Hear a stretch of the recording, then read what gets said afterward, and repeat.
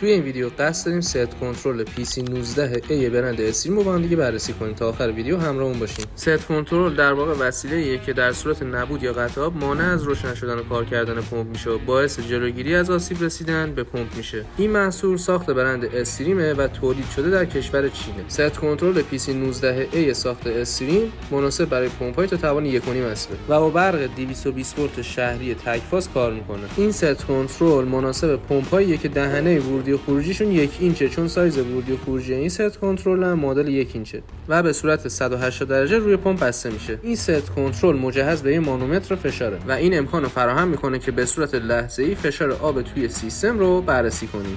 فارغ از اینکه واقعا جنس خوبی داره و ظاهرش هم خیلی شیک و جمع و جوره، از نظر ساختار جنس بدنه و کارایی واقعا پیشنهاد میشه، چون بدنش از یک پلاستیک با کیفیت ساخته شده که مانع از آسیب رسیدن به قطعات داخلی ست کنترل میشه. اگه تو هم به اینجور ویدیو علاقه‌مندی، فقط کافیه یه سر به کانالمون بزنی. راستی لایک یادت نره.